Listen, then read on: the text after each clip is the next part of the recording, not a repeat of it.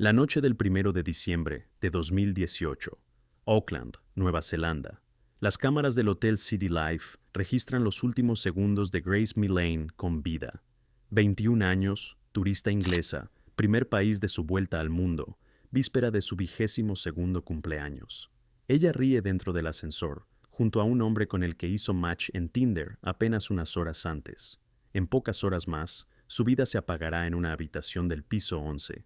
Y a la mañana siguiente, el hombre que está a su lado estará tecleando en el buscador "el fuego más caliente" y bolsas grandes cerca, y esa misma tarde acudirá a una nueva cita a través de la misma aplicación. Cómo un match ordinario se convirtió en un ruidoso caso criminal, y por qué la defensa intentó durante 3 semanas llamar a esto un accidente.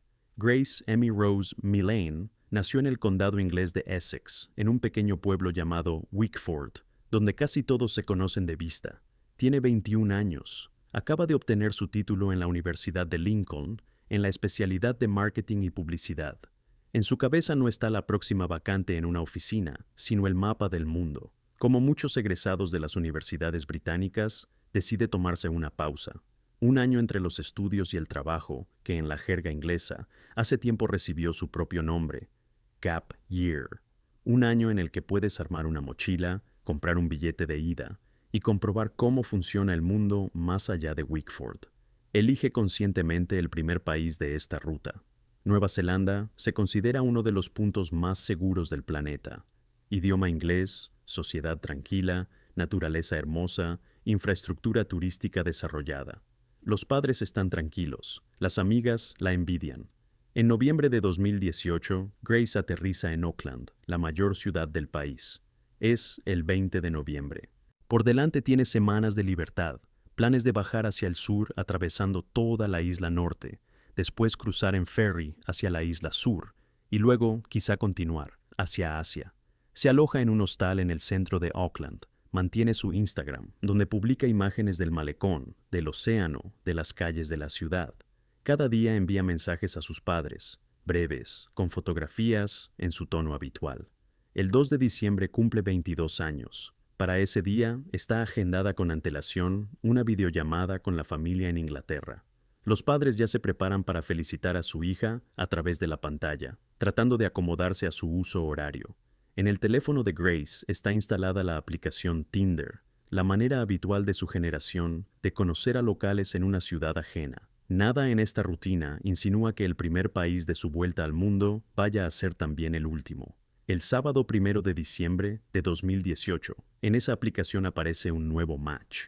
Un hombre joven, con una fotografía cuidada, una descripción breve y edad de 27 años. Se presenta a Grace con un nombre que más tarde resultará ser ficticio.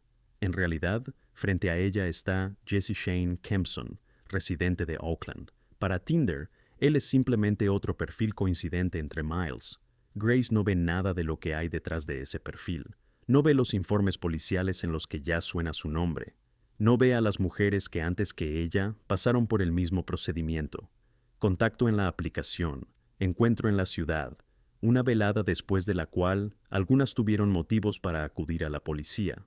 No ve la historia de agresión que lo arrastra desde mucho antes de aquella noche de sábado. Ella ve una cara sonriente en la pantalla y un mensaje cortés en inglés. Tinder no está obligado a verificar la biografía de sus usuarios. No está conectado con las bases policiales, no sabe de denuncias previas, no pregunta cuántas veces ese hombre ya ha pasado por alto el no de otra persona. Grace se queda cara a cara con un perfil sin pasado. La conversación transcurre tranquila y amable. Acuerdan verse esa misma noche en pleno centro de Auckland, en la arteria principal de la ciudad, Queen Street. Grace les cuenta a sus amigas y conocidas en un chat que va a una cita normal.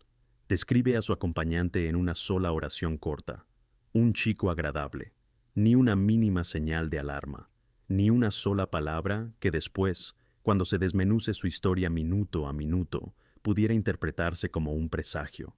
Se arregla, se maquilla y sale del hostal al encuentro de una noche de sábado en un país extraño. Sale del hostal y camina hacia Queen Street. El encuentro ocurre cerca de las 5:30 de la tarde. Todavía es de día. En diciembre Nueva Zelanda vive según el calendario de verano y el sol se pone tarde. Ambos lucen relajados. Desde ese minuto, la historia deja de ser personal y se convierte en una serie de fotogramas de cámaras de vigilancia, de las que en una semana se ocupará todo un equipo de investigadores. La pareja se mueve por los bares del centro, entran en locales del complejo Sky City, uno de los lugares más conocidos de Auckland. Después pasan al bar Andy's, se detienen un rato más en un par de puntos distintos. Cada uno de sus movimientos queda registrado por decenas de cámaras. En algunos bares las grabaciones son de alta calidad, en otros son granuladas, pero aún así sirven para identificarlos.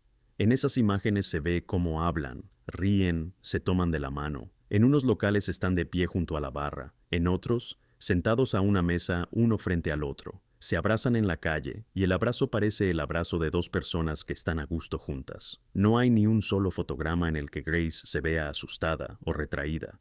Y eso más tarde formará parte de la tragedia. Una noche corriente nunca parece la última. Hacia las 9:30 se acercan a uno de los hoteles de Auckland, el City Life, en Queen Street.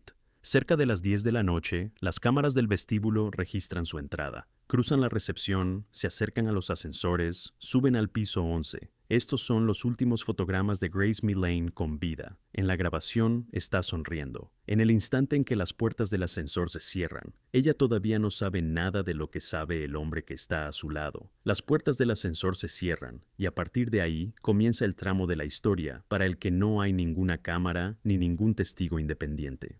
La habitación de Kempson está en el piso 11 del Hotel City Life. Es una habitación urbana común. Cama, armario, un pequeño baño, ventana hacia el centro de Auckland. Todo lo que sucede en las siguientes horas se reconstruirá después únicamente a partir de dos fuentes. La primera son las palabras del propio Kempson, que irá modificando y reescribiendo a lo largo de la investigación y del juicio. La segunda es el cuerpo de Grace, que posteriormente examinarán los peritos. Según las conclusiones de la Fiscalía, durante la noche del 1 al 2 de diciembre, en la habitación del piso 11, la vida de Grace termina como resultado de acciones deliberadas de Kempson y no de un accidente. Los peritos en el juicio señalarán que el carácter de las lesiones es incompatible con un error casual durante la intimidad. La muerte ocurre en la víspera de su 22º cumpleaños. En Inglaterra, por la diferencia horaria, los padres en ese momento apenas se preparan para la mañana en la que felicitarán a su hija. Los vecinos de piso no oyen nada sospechoso. El hotel funciona a esa hora en su régimen habitual. La recepción atiende a los huéspedes tardíos, los pasillos están vacíos, el ascensor sube y baja entre pisos como siempre. Nadie llama al servicio de seguridad. Nadie golpea la puerta de la habitación. En apariencia, la noche en el Hotel City Life no se diferencia en nada de cualquier otra noche de sábado. La noche en la habitación transcurre sin ninguna acción por parte de Kempson. Según los datos de la investigación, él permanece en ese mismo lugar hasta la mañana. Sabe que al otro lado de la puerta hay un mundo corriente que, con el amanecer, empezará a hacer preguntas. Y ya está pensando en qué va a hacer con la respuesta cuando aparezcan los primeros rayos en la ventana. Con los primeros rayos toma el teléfono. Lo que hace en la siguiente hora se convertirá más tarde en el principal argumento de la fiscalía. Un hombre que después afirmará que ocurrió una trágica casualidad no se comporta como alguien junto a quien acaba de apagarse una vida. Lanza una serie de búsquedas en Internet. Más tarde las citarán al pie de la letra. Entre ellas hay consultas sobre el tipo de fuego más caliente. Una búsqueda sobre el Parque Nacional Waitakere Ranges, al oeste de Auckland. Una búsqueda sobre bolsas grandes cerca. Líneas separadas sobre grandes aves rapaces de Nueva Zelanda. Cada una de estas frases, por sí sola, parece extraña. Reunidas, se alinean en una sola línea lógica. Cómo ocultar los rastros de lo ocurrido y cómo sacar el cuerpo fuera de la ciudad.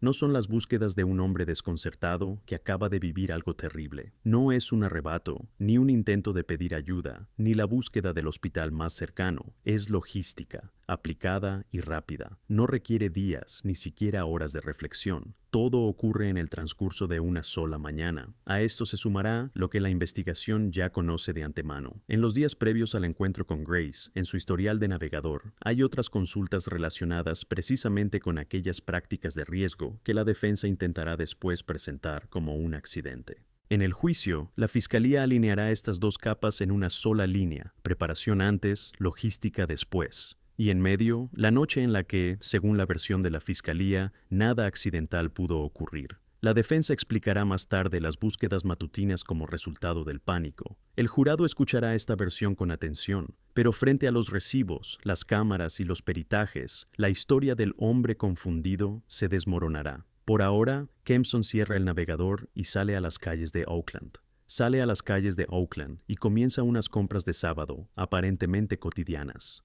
Para una persona común, serían compras estándar. Para la investigación, serán un conjunto de pruebas materiales. A lo largo del 2 de diciembre, Kempson entra en una tienda y compra una maleta grande de viaje. En otro lugar, toma una pala. En otro más, productos especiales para limpiar alfombras y tapicería de automóvil. Todas las compras las paga con tarjeta bancaria, no en efectivo, no a través de un intermediario, con tarjeta a su propio nombre. Cada operación queda impresa en el extracto bancario. Las cámaras de las tiendas registran su cara, su manera de caminar, su ropa, su carrito. Más tarde los detectives alinearán este recorrido en una sola cadena, desde el estante de las maletas hasta la caja, y la mostrarán en la sala del tribunal. En paralelo, abre Tinder y se escribe con otra mujer. No se trata de una actividad abstracta en la aplicación. Es una conversación concreta con una persona concreta que lleva a concertar un encuentro. La noche del 2 de diciembre, justo el día en que Grace tenía que celebrar sus 22 años, Kempson acude con una nueva conocida a una cita. Se ven en una cafetería, una charla corriente, una velada corriente. Para ella, para él, el segundo encuentro en 24 horas a través de la misma aplicación. Esta mujer se convertirá después en una de las testigos clave de la fiscalía. Contará cómo lucía el hombre que 24 horas antes estaba en el ascensor con Grace. Describirá su ánimo, sus maneras, sus palabras. Su declaración quedará en el acta como una de las pruebas más incómodas para la defensa, porque la versión de «estaba en shock por lo ocurrido» es muy difícil de sostener, cuando, en paralelo, el hombre mantiene una nueva conversación en Tinder y un encuentro personal en una cafetería. Mientras la familia de Grace espera la llamada planeada, Kempson ya está construyendo la apariencia de un día normal. Mientras construye la apariencia de una velada normal, en la habitación del piso, aún se queda pendiente una parte del plan. Las búsquedas matutinas ya han marcado el rumbo. Al oeste de Oakland, un denso parque nacional, una bolsa grande en la que se puede esconder mucho. El cuerpo de Grace es colocado en aquella maleta comprada la víspera. A continuación comienza el traslado. Kempson se pone al volante y sale de Oakland en dirección a la costa oeste. La carretera deja los barrios urbanos, serpentea entre colinas, se adentra en masas verdes. El destino es el bosque Waitakere Ranges. No es un rincón turístico, sino un gran parque natural, donde bajo la copa de los árboles es fácil perder la orientación. El mismo parque que por la mañana tecleaba en la barra de búsqueda. En uno de los sectores menos transitados del bosque deja la maleta. El enterramiento es poco profundo, hecho rápido, sin intento de un disimulo cuidadoso. Para alguien que quiere que lo hallado no sea nunca identificado, resulta demasiado descuidado. Para alguien que cree que unos pocos días le bastan para huir, es suficiente. La pala comprada la víspera hace su trabajo. Después de eso, regresa por la misma carretera y vuelve a la ciudad. Hacia la noche está otra vez en Oakland. Sigue viviendo una vida común. Trabajo, conversaciones, aplicaciones en el teléfono, rutas habituales. Según los documentos y las cámaras, lleva la rutina de un joven neozelandés. Según el contenido de esa rutina, un hombre que acaba de dejar en el bosque el cuerpo de otra persona. La policía de Nueva Zelanda, en ese momento, aún no se ha involucrado. El país en el que la desaparición de una joven extranjera pronto se convertirá en la noticia principal, aún no sabe su nombre. En Wickford, la familia tampoco sabe todavía lo que le espera. Entre el cálculo del asesino y la angustia de los padres quedan solo unos pocos días, y esos días comenzarán con una observación sencilla, un silencio allí donde no debería haber silencio. El 2 de diciembre es el cumpleaños de Grace. En Wickford, los padres se preparan para aquella videollamada que habían acordado con antelación, calculan el uso horario, eligen una hora cómoda, abren el mensajero. En la pantalla, un chat vacío. No hay llamada, no hay mensajes. Al principio aún se puede explicar. Una noche larga en otra ciudad, una excursión, mala conexión en el hostal, el teléfono descargado. A los viajeros les pasa. Grace sabe cuidar de sí misma. Tiene 22 años, es adulta. Pero pasan las horas y el silencio empieza a sonar fuerte. Los padres vuelven a escribir. intentan llamarla, miran su Instagram, donde antes aparecían historias breves, imágenes del malecón, desayunos en cafeterías. La cuenta está en silencio, aquel flujo diario de pequeñas cosas, por el que se veía su vida, se interrumpe exactamente la noche del 1 de diciembre. Ni una sola publicación el día 2, ni el 3. Para una persona que hasta entonces compartía cada día, eso no es normal. Para el 5 de diciembre, la familia toma la decisión que lo cambia todo. Acuden a la policía de Nueva Zelanda y piden que inicien la búsqueda. Ese mismo día, la historia llega a los medios nacionales. El país, donde casos así son raros, reacciona al instante. La fotografía de una inglesa sonriente de cabello largo aparece en los noticieros de televisión, en las primeras planas de los periódicos, en las redes sociales. Se habla de la desaparición de Grace Millane no como de una denuncia más, sino como de una emergencia a escala nacional. En paralelo, se suma la parte británica. La policía de Essex se coordina con los colegas neozelandeses. La prensa en el Reino Unido retoma el material. Los medios de Auckland y Wellington intercambian datos. Todo el país comienza a mirar una misma fotografía de la joven con camiseta azul. ¿Dónde pasó su última noche? ¿Con quién? ¿A dónde fue después? Estas tres preguntas se vuelven las principales para los investigadores en las próximas 24 horas, y el primer hilo del que tirarán ya lo tienen en las manos. Es su propio teléfono y su propio Tinder. Teléfono, Tinder, cámaras. Tres fuentes de las que, en pocos días, se arma el cuadro completo de la última noche de Grace. Los investigadores obtienen acceso a su huella digital. La conversación en la aplicación muestra al último interlocutor, el hombre con el que había acordado verse la noche del 1 de diciembre. Tinder, a petición de la policía, entrega los datos de la cuenta. Simultáneamente, los criminalistas empiezan a revisar las grabaciones de las cámaras en Queen Street. Miles de horas de vídeo, decenas de puntos, horas de trabajo minucioso. En las pantallas van apareciendo las imágenes ya conocidas. La pareja en el bar, la pareja en la calle, la pareja junto al ascensor del Hotel City Life. La cara del hombre en las grabaciones se coteja con la fotografía de la cuenta en la aplicación. Después se pone en marcha la base policial. En ella se encuentra el nombre real: Jesse Shane Kempson, residente local, 27 años, historial de contactos con las fuerzas del orden. El cuadro se arma más rápido de lo habitual, porque cada paso de este hombre en las últimas 24 horas estuvo documentado por sistemas ajenos. Sus CCTV, su banco, sus recibos, su geolocalización. El 8 de diciembre, una semana después de aquella noche en Queen Street, detienen a Kempson en Auckland. En sus primeras declaraciones intenta zafarse con una versión general. Se encontraron, se separaron. ¿Qué le ocurrió a ella después? No lo sabe. Los investigadores ponen sobre la mesa las primeras grabaciones de las cámaras del Hotel City Life. En ellas se ve cómo la pareja entra junta al vestíbulo y sube al piso 11. La salida de Grace del hotel no está registrada en ninguna cámara. La versión del "nos separamos" se cae en la primera hora. Empieza a cambiar las declaraciones. Aparece la versión del accidente durante la intimidad. Aparecen las explicaciones de por qué después llevó la maleta al bosque. El 9 de diciembre, sobre la base de sus palabras y de otras pruebas, la policía se desplaza a Waitaker Ranges. El cuerpo de Grace Millane es encontrado dentro de una maleta, en un enterramiento poco profundo entre los árboles. La noticia se propaga al instante.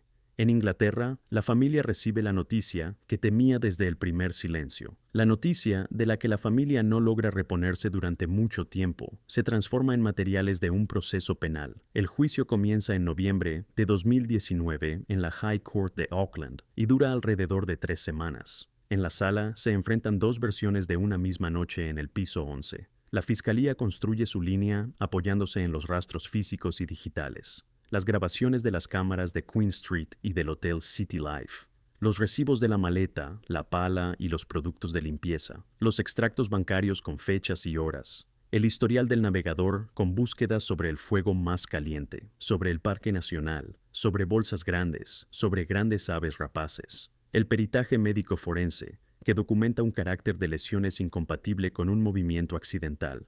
Los peritos en la sala explican al jurado que tales lesiones no pudieron producirse en un único episodio breve y requieren de un impacto prolongado. La defensa propone otra construcción. Según esta versión, Todo lo ocurrido en la habitación es el resultado de un juego íntimo que salió mal, el llamado acuerdo que se derrumbó, un intento de desplazar el centro de gravedad de la historia desde las acciones del hombre hacia la propia víctima. Esta línea provoca de inmediato una ola de indignación. Los periodistas en Oakland y Londres escriben que, literalmente, la están juzgando a ella después de muerta.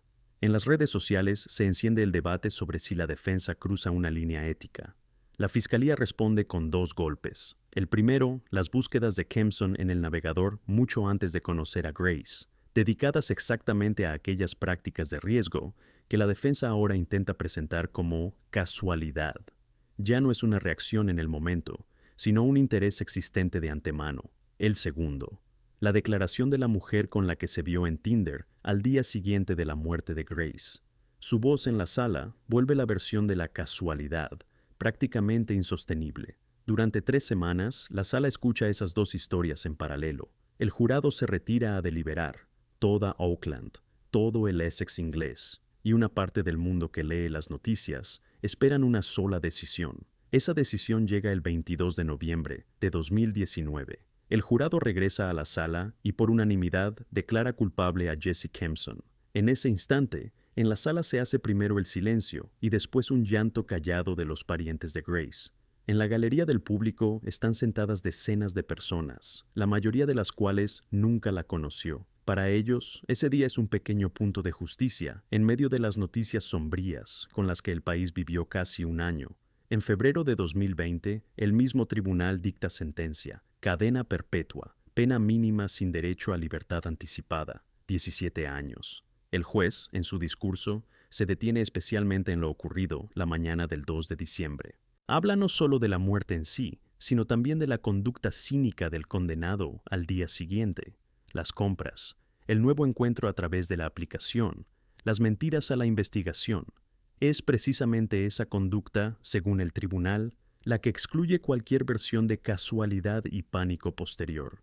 Los padres de Grace pronuncian un breve discurso, agradecen a la policía de Nueva Zelanda, agradecen al sistema judicial y a las personas que los apoyaron a lo largo de un año. No pronuncian palabras de odio, hablan de su hija, de sus planes, de sus sueños y de la sonrisa que ya no está. Hay también un segundo momento importante de esta etapa, del que el gran público no se entera de inmediato. El nombre del condenado, por decisión judicial, queda temporalmente oculto bajo una prohibición de publicación. En los medios neozelandeses lo llaman el hombre condenado por la muerte de Grace Millane. La razón de esa medida son los procesos penales paralelos por episodios anteriores suyos, relacionados con otras mujeres. El tribunal no quiere que la percepción pública de un caso influya en el curso de los otros. La prohibición rige durante todo un año. Solo en diciembre de 2020 se levanta, y entonces el país por fin puede pronunciar en voz alta el nombre que hasta ese momento había sonado únicamente en salas cerradas: Jesse Shane Kempson. En cuanto el nombre se pronuncia en voz alta, se abre la segunda capa de esta historia. Los materiales que durante todo ese tiempo estuvieron en carpetas cerradas por fin se hacen públicos. Resulta que Grace Millane no fue la única mujer que se cruzó con Kempson. Antes de ella, hubo otras. En total, él recibe 9 condenas más por casos relacionados con delitos graves contra mujeres. Esos episodios corresponden al periodo anterior al encuentro en Queen Street. Parte de las víctimas había acudido a la policía con antelación. Otra parte lo hizo después, cuando el nombre del principal implicado se convirtió en tema nacional y encontraron las fuerzas y el valor para contarlo. Se revela un patrón que asusta más que las propias condenas. El hombre usaba durante años Tinder y otras aplicaciones de citas como una herramienta permanente para buscar víctimas. Elegía a mujeres que estaban en la ciudad por poco tiempo, turistas, recién llegadas, aquellas que no tenían una red social sólida en Oakland. Una de sus víctimas describió su estilo con las mismas palabras que la mujer con la que se vio en Tinder al día siguiente de la muerte de Grace. Encantador, atento, capaz de ganarse la confianza en los primeros 10 minutos de conversación. La publicación de estos casos da origen a una nueva ronda de debate. En Nueva Zelanda, en el Reino Unido y fuera de sus fronteras, se empieza a discutir en serio que las plataformas de citas no asumen casi ninguna responsabilidad por el trasfondo de sus usuarios. No verifican los datos con las bases policiales, No advierten si sobre una persona ya se han presentado denuncias. El usuario queda a solas con un perfil, detrás del cual puede haber cualquiera. La BBC estrena un proyecto documental. Netflix incluye la historia de Grace en una serie de películas sobre los riesgos de las citas en línea. Aparecen podcasts, artículos, largas investigaciones periodísticas. En ellos se repite una frase que sonará durante años. Esta no es una historia de mala suerte. Es la historia de un agujero sistémico en el que cayó una mujer joven que se había propuesto ver el mundo. Para quienes esperaban justicia, las condenas son una parte importante del cierre, pero no toda. La otra parte de esta historia ya no vive en la sala del tribunal. Vive en una casa del Wickford inglés, donde la fotografía de una chica sonriente está colocada sobre la cómoda del salón. La primera ministra de Nueva Zelanda, Jacinda Ardern, ya en una etapa temprana aparece ante las cámaras y personalmente pide perdón a la familia Millane. Dice que su país debió garantizar la seguridad de la joven visitante y no pudo hacerlo. Para una política de ese nivel, una disculpa pública por un caso concreto es un gesto poco frecuente. Se convierte en uno de los símbolos de cómo esta historia atravesó a la sociedad neozelandesa. En Auckland, en Londres, en otras varias ciudades se celebran vigilias. En plazas y malecones miles de personas encienden velas, la mayoría de las cuales nunca conoció a Grace. En las manos llevan sus fotografías, en hojas de cartón su nombre. No es teatro, es un reconocimiento colectivo. Lo que le ocurrió a una estudiante extranjera pudo ocurrirle casi a cualquiera. El padre de Grace, David Millane, en cada etapa del proceso se comporta con contención y dignidad. Habla poco, sin emociones, sin palabras grandilocuentes. En diciembre de 2020, él fallece, a causa de una enfermedad, apenas unas semanas después de que el nombre del condenado por el caso de su hija sonara por primera vez en los periódicos neozelandeses. Esta pérdida se convierte para la familia en un segundo golpe duro, dentro de una corta sucesión de acontecimientos. En memoria de Grace, los familiares crean un fondo benéfico. Su labor está orientada a ayudar a mujeres jóvenes que viajan solas, a un alojamiento seguro, a la enseñanza de reglas básicas, al apoyo en crisis en países extranjeros. El propio caso se convierte en un punto de partida para una gran conversación sobre la seguridad en las citas en línea, sobre lo que deben verificar las plataformas, sobre cómo las sociedades protegen a las viajeras solitarias, sobre por qué la defensa en el tribunal intentó trasladar parte de la responsabilidad a la propia víctima y por qué eso no debe seguir funcionando. Y Grace Emmy Rose Millane queda para siempre como la que sonreía dentro del ascensor del hotel City Life a las 11 de la noche del 1 de diciembre, a pocas horas de que su propio cumpleaños se convirtiera en una fecha que sus seres queridos recordarán de una manera muy distinta. Una cajera de 24 años de Menards termina su turno en Lincoln y conduce hasta el pequeño pueblo de Wilber para una segunda cita conseguida en Tinder. Un día antes, su interlocutora, junto con su pareja, 28 años mayor que ella, hace en Home Depot una compra muy reveladora. 3 semanas después, en un camino de grava del condado de Clay, se encontrarán las pruebas que cambiarán el rumbo del caso. Esta es la historia de Sydney Loof, la joven que no fue la primera, pero sí la única que no logró marcharse. ¿Por qué esta pareja pasó meses buscando a su víctima a través de una aplicación y qué fue exactamente lo que hizo funcionar su trampa? Lo repasaremos hora por hora. 15 de noviembre de 2017, ciudad de Lincoln, estado de Nebraska. Un día laboral cualquiera en la ferretería Menards, una de esas gigantescas cadenas estadounidenses, donde bajo un mismo techo se venden tornillos, muebles de jardín y guirnaldas de Navidad. Tras la caja está una chica de pelo corto y sonrisa amable. Se llama Sydney Loof. Tiene 24 años y para ella es un turno de trabajo corriente. Sydney saluda a los clientes habituales, cobra los tickets, intercambia un par de palabras con sus compañeras de la caja de al lado. Nada especial. Casi al final del turno saca el teléfono y escribe a su madre un mensaje corto y cotidiano, sin quejas ni inquietud. La conversación más común entre una hija adulta y unos padres que viven en otro pueblo del estado. Luego se despide de sus compañeros y sale al aparcamiento. Ya en el coche, Sydney abre Tinder. Le espera una segunda cita con una chica llamada Audrey. Así se presentó el perfil con el que había empezado a hablar unos días atrás. La primera cita fue la víspera, la tarde del 14 de noviembre, y salió bien. Charlaron, se rieron, Sydney aceptó repetir.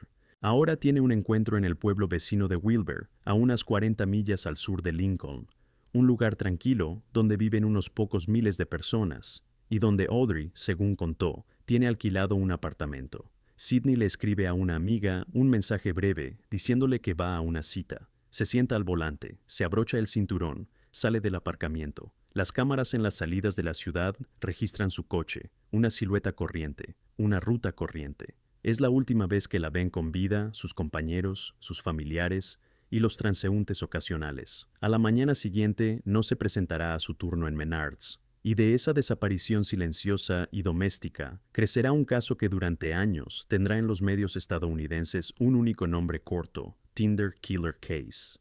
Mientras tanto, Sydney conduce hacia Wilber, sin sospechar nada de lo que le espera en el apartamento alquilado de las afueras de ese pequeño pueblo. Para entender la magnitud de lo que pasará después, hay que entender quién era la persona que no volvió de esa cita. Sydney Loof creció en un pueblo pequeño del sur de Nebraska, de esos lugares donde todo el mundo se conoce, donde la escuela, la iglesia y el supermercado están en la misma calle. Su familia es de las más comunes: padres, una hermana mayor, cenas en casa, fotos familiares en la nevera. Nada de lo que luego se suele llamar una biografía difícil. Hace unos 2 años, Sydney se mudó a Lincoln, la capital del estado y la segunda ciudad más grande de Nebraska después de Omaha. Alquiló una casa junto con sus compañeras de piso y entró a trabajar como cajera en Menards. Un empleo sin grandes hazañas, pero estable. Horario claro, buen equipo, posibilidad de pagar las facturas y planificar su vida. Sus compañeros la describen siempre igual: alegre, tranquila, fiable. No es de las que desaparecen sin avisar, ni de las que se meten en historias dudosas. Sydney vive su orientación con naturalidad. Sale con mujeres, usa aplicaciones de citas como millones de chicas de su edad en todo el país. En su vida no hay antecedentes penales, ni deudas, ni vínculos extraños, ni exparejas que llamen por la noche. Ninguna señal roja a la que más tarde agarrarse para decir: aquí había que haberse puesto en alerta. Sus círculos son su madre y su padre en su pueblo natal, su hermana, unas pocas amigas cercanas, sus compañeros de Menards.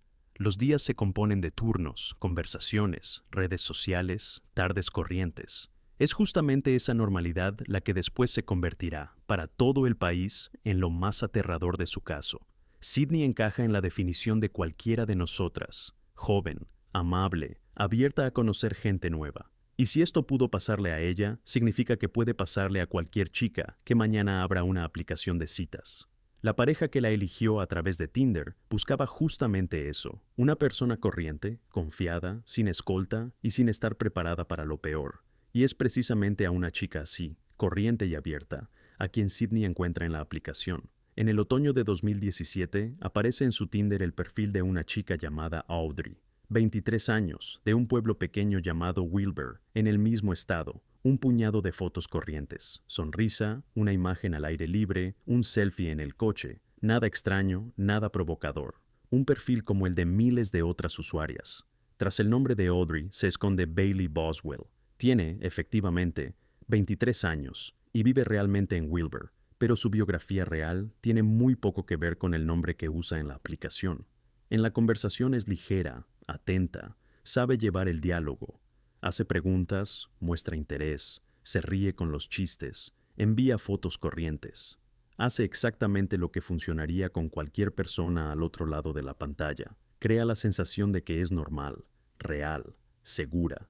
El formato chica conoce a chica juega a su favor. Para muchas mujeres, un encuentro con otra mujer salida de una aplicación se percibe como algo menos inquietante que una cita con un hombre. Se desactivan de golpe varios filtros habituales de precaución. Sydney y su entorno perciben a Audrey como una interlocutora más de la aplicación. En realidad, Boswell arrastra una biografía turbulenta: cambios de ciudad, problemas económicos, vínculos dudosos. Pero en los mensajes no hay ni una palabra sobre eso. En la aplicación muestra exactamente la imagen que hace falta para el siguiente paso. Ese paso también parece de lo más corriente. Propone encontrarse. Primero en Lincoln, luego en su propio pueblo, Wilber, porque allí, según ella, es más tranquilo, más cómodo y tiene un apartamento.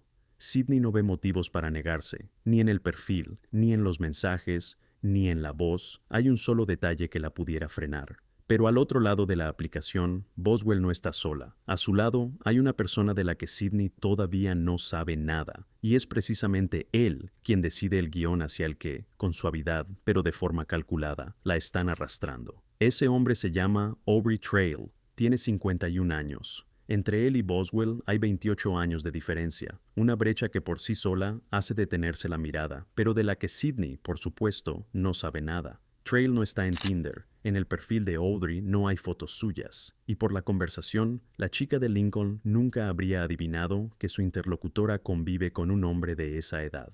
La biografía de Trail es una larga lista de cruces con la ley, estafas, robos de antigüedades, falsificación de cheques, condenas en cárceles de varios estados. No es un hombre cualquiera, ni un ciudadano despistado. Durante años ha vivido bajo las reglas que él mismo se dictaba. Para 2017, Trail y Boswell viven en el pequeño pueblo de Wilbur. Alquilan un apartamento, se mantienen aislados, no destacan mucho ante los vecinos. La investigación reconstruirá más tarde cómo eran las relaciones dentro de esa pareja. La estructura es rígida. Trail domina, Boswell obedece, las reglas las pone él. La idea de buscar mujeres a través de aplicaciones de citas es suya, no de ella. Boswell es la cara visible en Tinder. Trail es el centro que permanece en la sombra y decide qué ocurrirá después.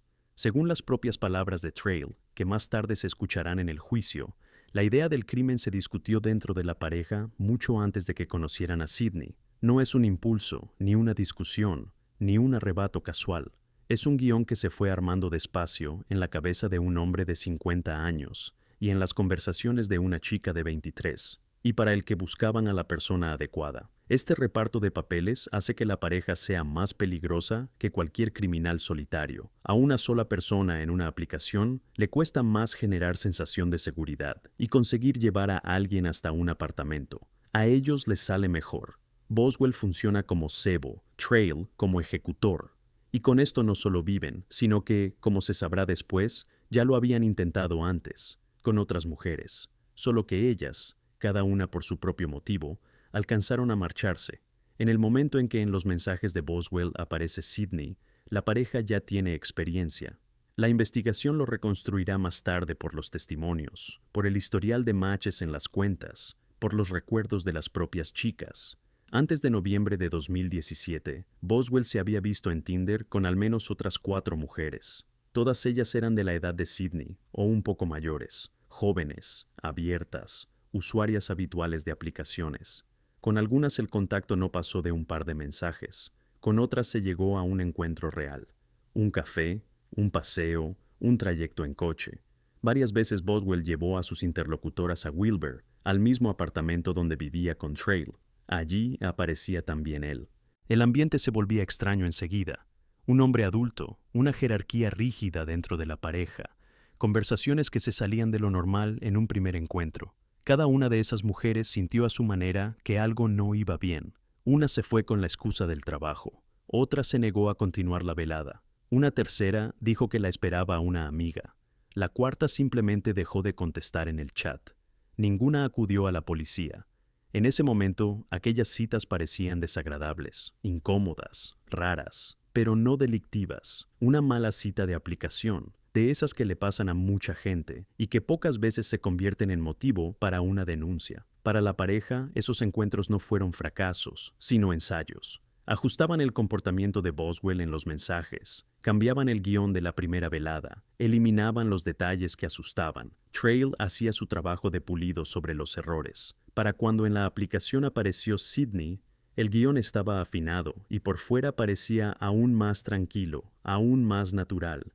Esas 4 mujeres se enterarán de su papel por las noticias, cuando el caso Loof estalle en los medios nacionales. Para la investigación, sus testimonios serán lo que separará un crimen casual de una cacería planificada. Demostrarán que la pareja actuaba de forma sistemática. Sidney no fue su primer intento. Se convirtió en aquella que, por algún motivo, no alcanzó a marcharse.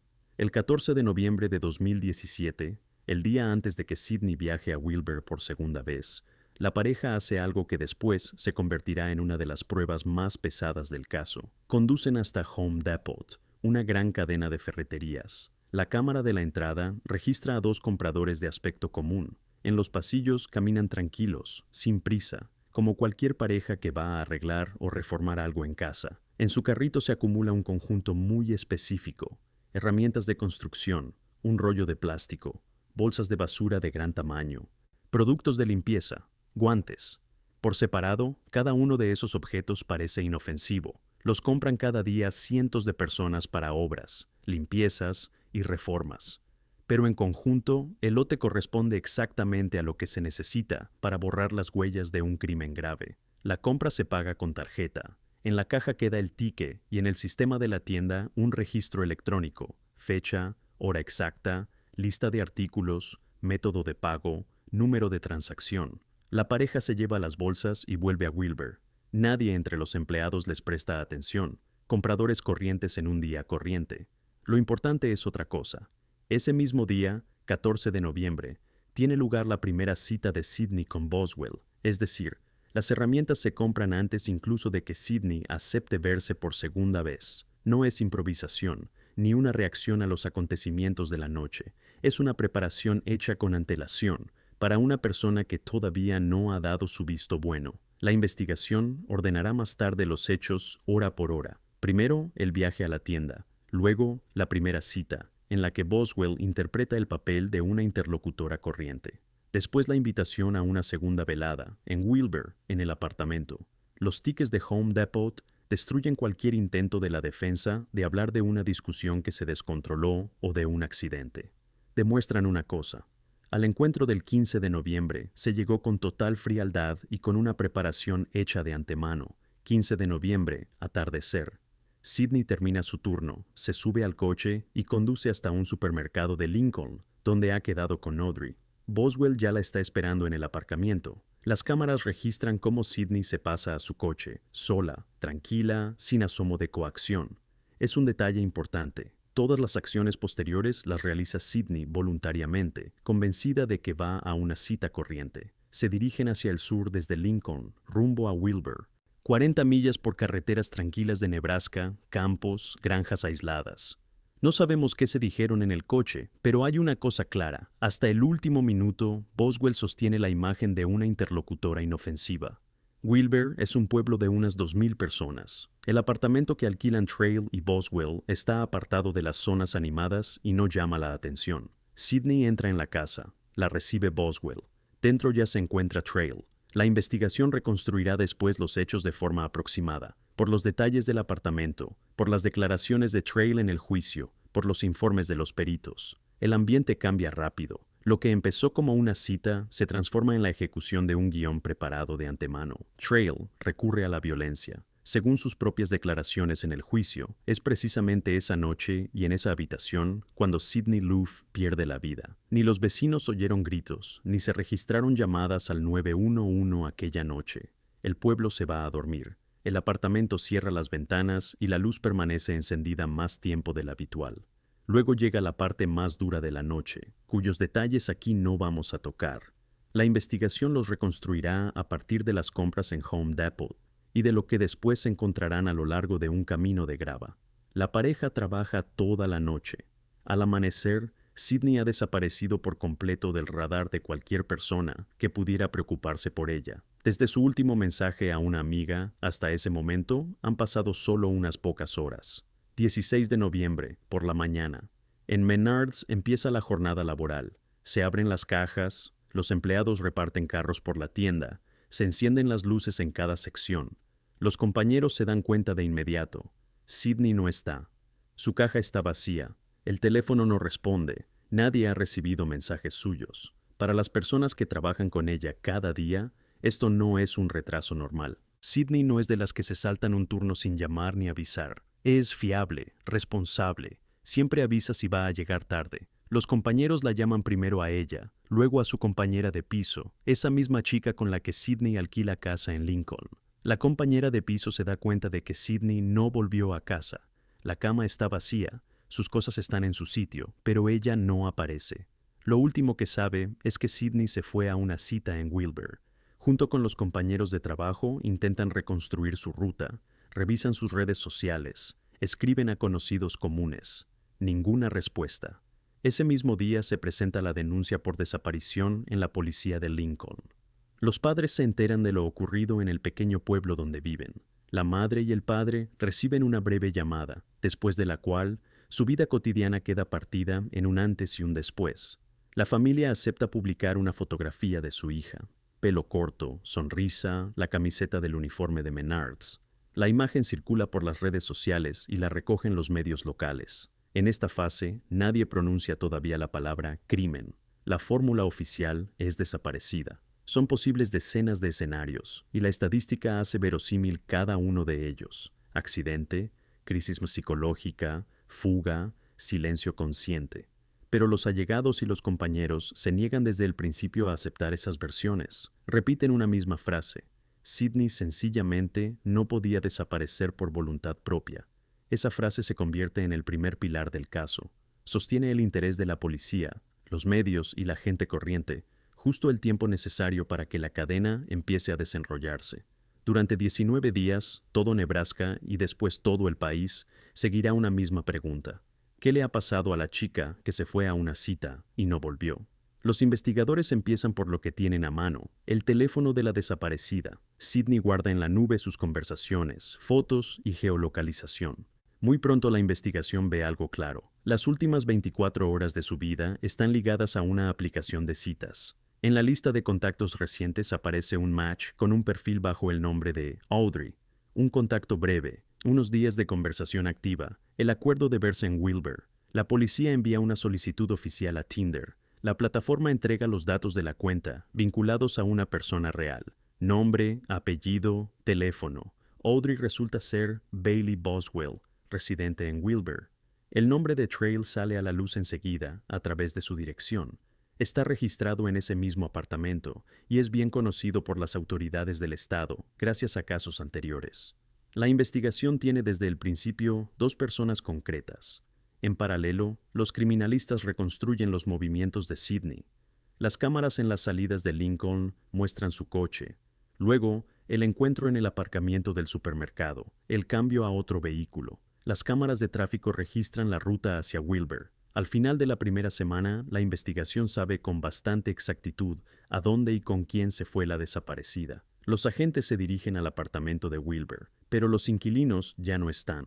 La puerta está cerrada, parte de las cosas se las han llevado, las ventanas están a oscuras. Los vecinos cuentan que los últimos días la pareja tenía la luz encendida por la noche, el coche aparcado en el patio y luego se marcharon en silencio sin dejar nueva dirección. Cuando los investigadores entran en el apartamento, detectan rastros de una limpieza reciente, demasiado minuciosa para una rutina doméstica. El cuadro se compone en una primera hipótesis. Sidney estuvo en ese apartamento. Aquí le ocurrió algo, pero todavía no hay cuerpo, no hay prueba física del crimen, solo indicios indirectos y sospechosos desaparecidos. Formalmente sigue siendo un caso de persona desaparecida, aunque la policía ya trabaja internamente con otra versión. Ahora la investigación tiene dos tareas a la vez. La primera, encontrar a Sidney. La segunda, encontrar a la pareja que se largó de la ruta y se deshizo de los teléfonos. De esa segunda parte se encargará el FBI, que entra en el caso. Mientras el FBI y la policía de Nebraska los buscan, Boswell y Trail se desplazan hacia el sur, cruzan la frontera del estado y llegan a Kansas. Viven en campings, moteles baratos, en el coche. Intentan pasar desapercibidos, pero no aguantan el silencio. En vez de limitarse a desaparecer, empiezan a hablar a cámara. En la red aparecen vídeos cortos. En ellos, Boswell y Trail se dirigen directamente al espectador. Dicen que no tienen nada que ver con la desaparición de Sidney. Afirman que los están incriminando. Repiten que la policía y los medios lo tergiversan todo. El tono es desafiante, casi teatral. Así se comportan las personas que intentan manejar la opinión pública y reescribir la historia a su favor. Los vídeos se difunden al instante, los muestran en cadenas nacionales, se comentan en directo, se analizan fotograma a fotograma, saltan a los titulares. Para el gran público es la primera vez que ven las caras de la pareja. Para la investigación es un regalo. Los criminalistas y analistas del FBI desmenuzan las grabaciones. En el fondo buscan geografía, árboles, carteles, la textura de las paredes, objetos característicos. En el sonido, acentos, ruidos, el eco de las habitaciones. En los rostros, los contrastan con las fotografías biométricas reales de Trail, muy conocidas por las bases de datos. El cerco se estrecha rápido. Al mismo tiempo, la pareja sigue cometiendo pequeños delitos. Necesitan dinero, necesitan combustible y comida. Es eso lo que los delata. Entran en el radar de la policía local de Kansas por motivos formalmente no relacionados con el caso Sidney. El 30 de noviembre de 2017 son detenidos. En el momento de la detención todavía no se les imputa el cargo de asesinato. Formalmente están arrestados por otros artículos: estafa menor, sospecha de delitos financieros. Pero los investigadores de Nebraska ya van de camino hasta allí. A partir de ese momento, el FBI tiene las caras, la ubicación y la conexión con la desaparición de Sidney. Queda lo más duro: encontrarla a ella. Los equipos de búsqueda regresan a las zonas rurales del estado y empiezan a peinar metódicamente los caminos alrededor de Wilber y de los pueblos vecinos. El 4 y el 5 de diciembre de 2017, los equipos de búsqueda del FBI y de la policía local salen a los caminos rurales del sur de Nebraska. La zona de búsqueda es el condado de Clay, los alrededores del pequeño pueblo de Edgar. Son unas 60 millas desde aquel apartamento de Wilber donde Sidney pasó su última tarde. Campos vacíos, grava, franjas de árboles, granjas aisladas. El primer hallazgo lo hacen al borde de un camino de grava. Una bolsa de basura negra de plástico. Dentro hay objetos que se identifican gracias a las fotografías aportadas por la familia. Ropa de Sidney, cosas de su coche. Pruebas que confirman que la investigación avanza en la dirección correcta. A lo largo de 2 días, los equipos de búsqueda encuentran más bolsas. Todas están esparcidas a lo largo de un mismo camino, a intervalos de varios metros, claramente arrojadas desde un coche en marcha. Tras la identificación se establece que se trata de Sidney Loof. Según el informe de los peritos, el cuerpo fue dividido en 14 fragmentos. 13 de ellos se consiguen localizar durante esos días de búsqueda. Una parte, el brazo superior izquierdo, nunca llegará a ser encontrada. Para la familia esa noticia pone fin a todos los días de esperanza. La madre, el padre, la hermana, las amigas y los compañeros de trabajo se enteran al mismo tiempo. La búsqueda ha terminado, hay respuesta. Pero no trae alivio, solo cambia un tipo de peso por otro. Ahora hay que vivir con ese conocimiento. Para la investigación empieza una nueva etapa. Las pruebas físicas están recogidas, las pericias están en marcha. A estas alturas, la policía ya tiene los datos de las tarjetas bancarias de la pareja y ha descubierto algo importante. El 14 de noviembre compraron herramientas en Home Depot.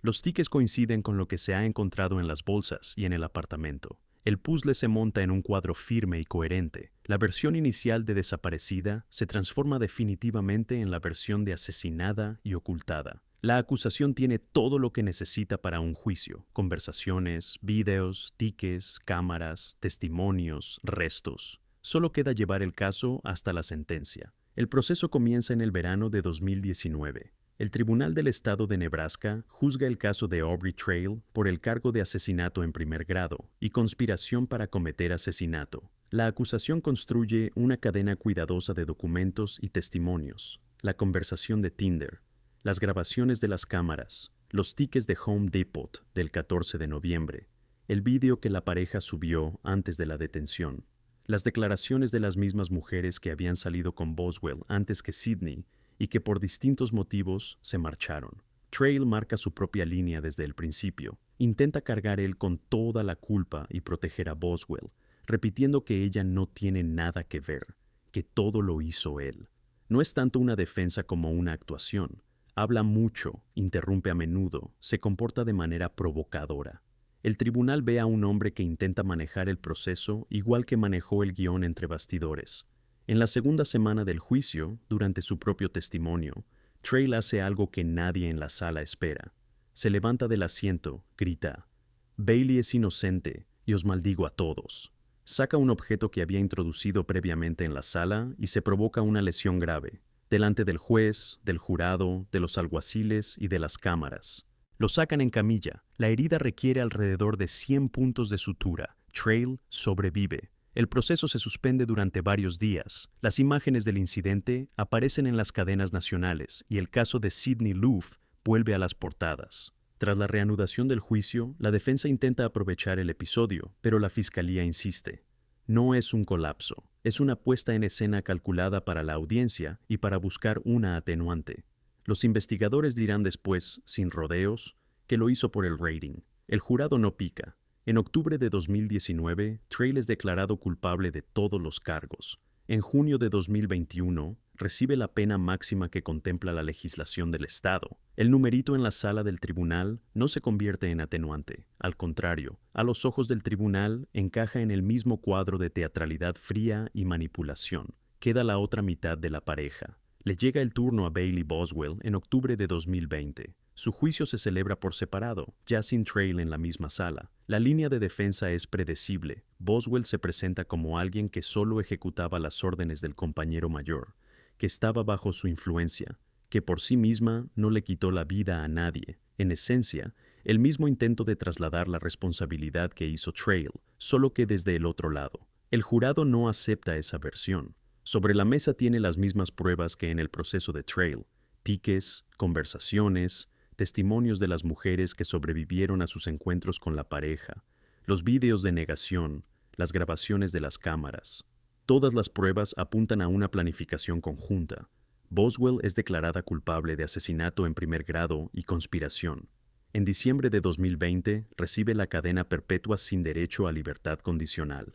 Las apelaciones son largas, pero sin sorpresas. El Tribunal Supremo de Nebraska rechaza de forma consecutiva todos los recursos. En mayo de 2024, la sentencia de Boswell queda definitivamente firme. Poco después, se cierran también las vías de apelación de Trail. Para el sistema judicial, el caso está cerrado. Los criminólogos encuadran a esta pareja en la rara categoría de killing pair, delincuentes que actúan solo en dúo y que se potencian mutuamente. En esa misma línea figuran célebres casos internacionales en los que las parejas resultaron más peligrosas que cualquier criminal solitario. El caso Loof se convierte en un caso de manual. Se cita en los debates sobre la seguridad de las aplicaciones de citas, en las clases para investigadores, en los materiales sobre cómo un perfil digital se transforma en una herramienta de caza. La familia de Sidney sigue hablando en público. La madre y el padre conceden entrevistas, participan en actos conmemorativos, se niegan a permitir que su hija se convierta en un caso sin nombre. Para ellos, sigue siendo la chica que simplemente se fue a una cita. En este caso, está cerrado casi todo, salvo un detalle que ninguna sentencia puede cerrar. El brazo superior izquierdo de Sidney nunca ha sido encontrado. Sigue en algún lugar de los campos de Nebraska. Y cada vez que alguien cercano abre una vez más una aplicación y da like a un perfil desconocido, esta historia se recuerda a sí misma en voz baja. El 22 de agosto de 2012, una mujer de Dublín sale de su apartamento llevando consigo apenas un viejo teléfono. En casa quedan su bolso, su cartera y su móvil habitual. A la mañana siguiente, su coche aparecerá junto al acantilado de Shanganagh. Todos creerán en una sola versión: una salida hacia el mar en medio de una depresión, y esa versión se sostendrá durante un año entero, hasta que, en septiembre de 2013, una sequía deje al descubierto el fondo del embalse de Bartrey, en Wicklow, y un perro, en la montaña de Kilakee, saque de entre los matorrales un hueso humano. Así comenzará el descubrimiento de lo que la prensa irlandesa llamará el asesinato casi perfecto. Y con esa palabra, casi, el país entero seguirá conviviendo durante mucho tiempo. 22 de agosto de 2012. Dublín vive un miércoles cualquiera de finales de verano. En el extremo sur de la ciudad, en el parque de Shanganagh, sopla un viento atlántico suave. Por los caminos pasean personas con sus perros. Junto al mar, entrenan corredores. Nada en esa tarde insinúa que, unas horas después, ese parque se convertirá en el punto de desaparición de una mujer de 36 años, cuyo nombre todavía no ha aparecido en los partes policiales. Elaine O'Hara ha sido dada de alta esa misma mañana del servicio psiquiátrico de St. Edmundsbury, en las afueras de la capital. Ha permanecido allí varias semanas. Los médicos que la trataron registran una mejoría y la dejan volver a casa. Elaine regresa a su apartamento, se ocupa de algunas tareas cotidianas, ordena sus cosas. A simple vista, es un día tranquilo de recuperación. Hacia las 5 de la tarde, las cámaras exteriores del complejo residencial captan cómo sale del portal. Camina con paso firme, casi sin nada en las manos. Y precisamente ese casi nada se convertirá después en la primera rareza del caso. En casa, Elaine deja su bolso con los documentos, la cartera y las llaves en sus sitios habituales. Lo más importante, deja su móvil principal, ese por el que la contactan sus familiares, sus médicos y sus compañeros. Consigo lleva un único objeto, que nunca había mostrado a ninguna persona cercana. Es un viejo teléfono móvil de prepago, comprado tiempo atrás por separado y guardado en un escondite. A la mañana siguiente, su coche aparecerá junto al espigón de Shanganagh, justo al borde del acantilado bajo el cual ruge el frío mar irlandés. La hipótesis se impondrá por sí sola, incluso antes de que lleguen los primeros investigadores. Con su historial de depresión y su reciente hospitalización, todos creerán en esa hipótesis. Nadie se hará todavía la pregunta esencial. ¿Qué teléfono se llevó consigo y a quién pensaba escribir o llamar desde él aquella tranquila tarde junto al espigón de Shanganagh? Esa pregunta, suspendida sobre el espigón de Shanganagh, no aparecerá en el expediente durante muchos meses, pero será precisamente la que, con el tiempo, conducirá a los investigadores hasta un hombre oculto en uno de los rincones más comunes de Dublín, una oficina en Lower Baggot Street y una casa familiar en Foxrock.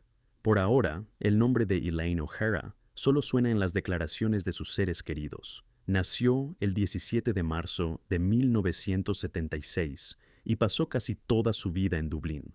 Trabajaba como auxiliar en una guardería del método Montessori. Le gustaba el trabajo silencioso con los niños y los rituales habituales de un pequeño centro educativo. Su mundo estaba construido a base de horarios, pequeños recados, cuidado de los demás. Quienes la conocían la describen como una mujer dulce, atenta y muy paciente, que recordaba los cumpleaños de sus compañeros y siempre estaba dispuesta a ayudar.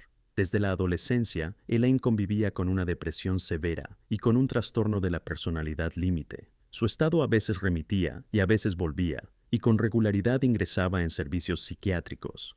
Los médicos le recetaban tratamientos, los psicólogos diseñaban planes de apoyo. Nada de esto era un secreto ni para su familia, ni para sus amigos cercanos. Pero detrás de aquel cuadro clínico había una persona viva que sobre todo deseaba un apoyo sencillo, alguien que estuviera a su lado siempre, sin condiciones y sin juicios. Elaine buscó ese apoyo de distintas maneras. En uno de aquellos periodos de soledad, cuando los sitios de citas habituales no le daban una sensación de cercanía, se registró en una plataforma cerrada y de nicho, dirigida a personas con intereses particulares.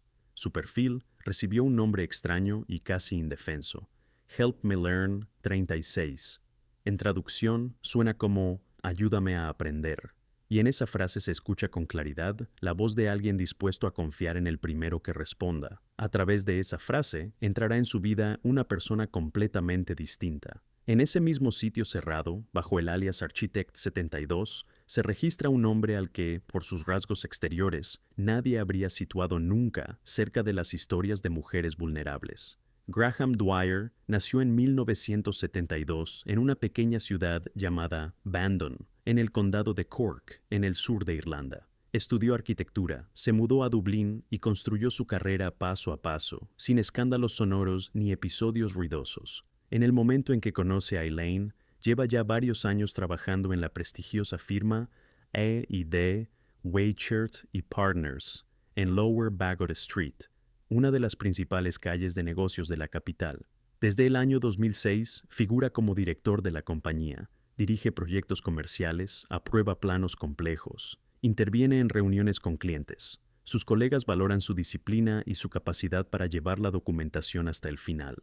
En el año 2002, en la Catedral de Sligo, se casa con Gemma Healy, también arquitecta, una mujer serena y reservada, originaria de aquel condado del oeste. Unos años después, llegan a la familia dos hijos pequeños, a los que se suma su hijo mayor de una relación anterior. La vida está ordenada con esmero. Una casa en el barrio acomodado de Foxrock, en la tranquila calle Kerrymount Close, salidas familiares regulares, planes comunes para las vacaciones, las habituales carreras matutinas. Los vecinos conocen a Dwyer como un hombre deportista, en buena forma, con un buen coche y un césped impecable. Tiene una afición aparte de la que habla con gusto en las reuniones de amigos, las maquetas de aviones radiocontrolados. Los fines de semana sale con otros entusiastas a campos abiertos, lanza sus modelos al cielo y discute durante horas los detalles técnicos. A primera vista, una vida ejemplar de un profesional dublinés exitoso. Casa, familia, cargo, afición.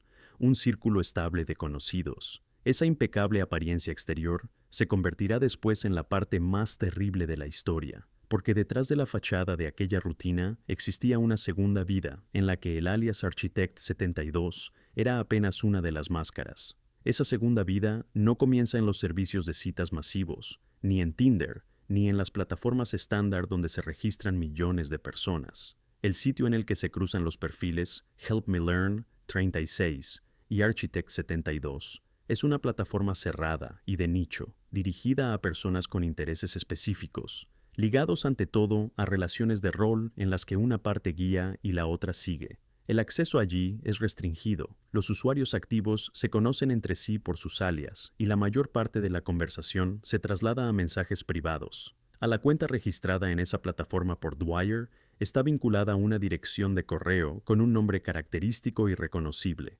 Esa combinación tendrá después un papel clave en la investigación. Precisamente a través de la dirección de correo electrónico, los investigadores podrán enlazar el alias del sitio con una persona concreta de Dublín. Hacia el año 2008, sus perfiles se cruzan por primera vez. Dwyer escribe primero, y la conversación se desplaza rápidamente hacia un terreno muy personal. Desde el principio organiza la comunicación según el esquema mentor y alumna. Asume el papel de figura dominante que explica, dirige y establece reglas. Elaine acepta el papel de la parte sumisa, se dirige a él como a un superior. Le pide permiso incluso en cuestiones cotidianas. Los encuentros reales se suman a la correspondencia poco a poco. Para ocultar la relación tanto a su propia familia como a los allegados de Elaine, Dwyer impone desde el principio la regla de canales de comunicación separados. Compra móviles baratos de prepago, no registrados a nombre de ninguno de los dos, y los usa solo entre ellos. Los mensajes en estos teléfonos no se cruzan con las conversaciones habituales de uno ni del otro. De la existencia de esa relación no sospecha nadie. La esposa de Dwyer, en Fox Rock, está convencida de que su marido se queda hasta tarde en el trabajo o en encuentros de aficionados al aeromodelismo. Los allegados de Elaine la consideran una mujer sola que busca amistades. La vida paralela dura varios años, y con el tiempo el tono de los mensajes se vuelve cada vez más sombrío. Ese cambio de tono no es casual, sino un desplazamiento gradual en el que la fantasía empieza a transformarse en algo muy distinto. En qué se transforma ese tono se descubrirá solo años después. Graham Dwyer, como se sabrá más tarde por sus propias notas y por su correspondencia, llevaba dentro desde la adolescencia escenarios internos muy específicos. En el centro de ellos había una idea peligrosa para otra persona, no abstracta, sino vinculada a un lugar y a unas circunstancias. El niño y el adolescente aprendió a vivir con ese tema y a guardarlo dentro. En su vida adulta, ese tema no desaparece. Por fuera, Dwyer se comporta como un arquitecto exitoso y un hombre de familia. Por dentro, sigue dándole vueltas a los mismos escenarios. El sitio anónimo y cerrado le ofrece lo que la vida ordinaria nunca le había dado: la posibilidad de hablar abiertamente de esas fantasías con una persona que no se asusta y no se va. En su intercambio con Elaine vuelve una y otra vez al mismo tema. Al principio parece un juego, una parte ritual de la relación. Después los escenarios se vuelven cada vez más detallados. ¿Dónde encontrarse exactamente? ¿A qué hora? ¿Qué llevar? ¿Cómo y a dónde dirigirse después?